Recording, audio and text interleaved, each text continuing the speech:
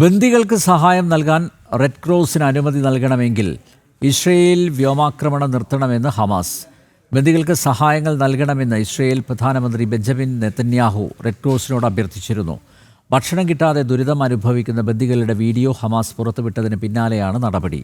ബന്ദികളുടെ മോചനത്തിന് സൈനിക നടപടിക്ക് ഇസ്രയേൽ ഒരുങ്ങുന്നതായി നേരത്തെ വാർത്തകൾ പുറത്തു വന്നിരുന്നു. ഭക്ഷണം ലഭിക്കാത്ത ദുരിതത്തിലായ റോം ബെസ്ലവിസ്കി, എവിറ്റർ ഡേവിഡ് എന്നീ ബന്ദികളുടെ ദൃശ്യങ്ങൾ ഹമാസ് പുറത്തുവിട്ടിരുന്നു. ദയനീയമായ അവസ്ഥയിൽ കഴിയുന്ന ബന്ദികൾക്ക് അടിയന്തര സഹായം ലഭ്യമാക്കണമെന്ന് ഇസ്രയേൽ പ്രധാനമന്ത്രി ബെഞ്ചമിൻ നെതന്യാഹു റെഡ് ക്രോസിനോട് ആവശ്യപ്പെട്ടിരുന്നു. സൈനിക നടപടി ഇസ്രയേൽ നിർത്തിവച്ചാൽ മാത്രം ബന്ദികൾക്ക് സഹായം നൽകാൻ റെഡ് ക്രോസിനെ അനുവദിക്കാമെന്നാണ് ഹമാസിന്റെ നിലപാട്.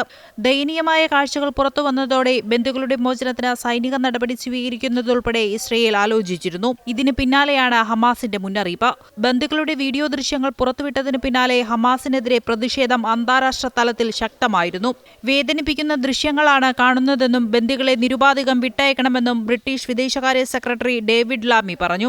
ഇന്റർനാഷണൽ റെഡ് ക്രോസ് അടിയന്തരമായി ബന്ദികളായി കഴിയുന്നവരെ സന്ദർശിക്കണമെന്നും ആവശ്യപ്പെട്ടിട്ടുണ്ട്. ഫ്രഞ്ച് പ്രസിഡന്റ് ഇമാനുവൽ മാക്രോണും ബന്ദികളെ പട്ടിണിക്കിടുന്നതിനെതിരെ രംഗത്തെത്തിയിരുന്നു.